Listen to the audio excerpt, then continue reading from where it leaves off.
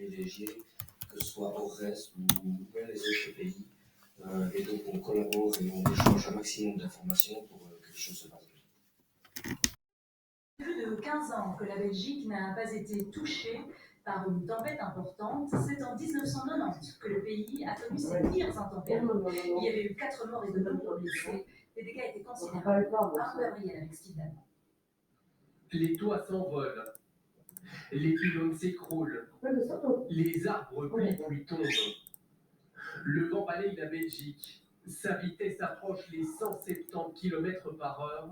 Aucune région du pays n'est épargnée. Je pensais que c'était un déluge, que c'était la fin du monde. Tellement qu'on a été saisis. Et j'ai dû entendre que ça soit un peu calmé. J'ai entré dans un garage, dans le tournant, un peu plus loin. Que ça soit passé pour moi vite rentrer, mais je n'ai plus regardé quand je suis rentré. Sur les routes, les camions se retrouvent comme de simples jouets. À Bruxelles, un automobiliste s'apprête à rentrer chez lui lorsque ses arbres tombent sur son véhicule. Il s'en sort miraculeusement.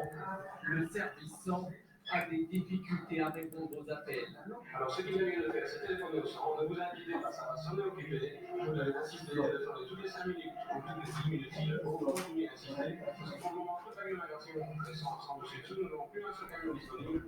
Les employés de cette compagnie d'assurance ont eu la peur de leur vie.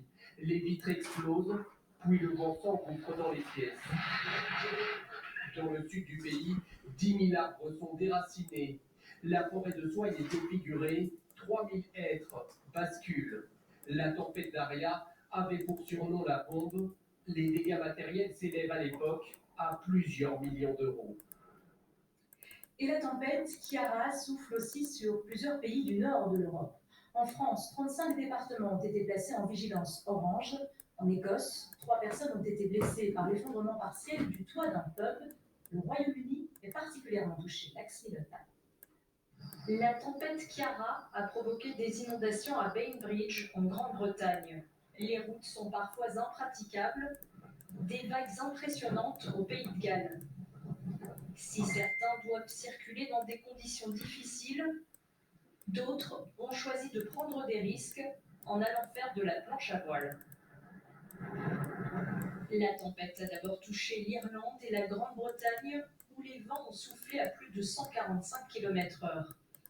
Plusieurs compagnies ferroviaires ont décidé de réduire la fréquence et la vitesse des trains, entraînant des retards. Apparemment, le prochain est dans 1 heure. Mais il sera en retard aussi, c'est sûr.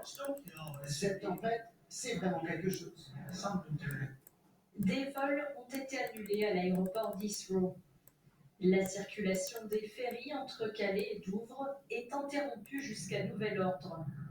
Chiara a ensuite atteint les côtes françaises, ici à Wimereux, mais aussi Boulogne-sur-Mer et Angleteuse.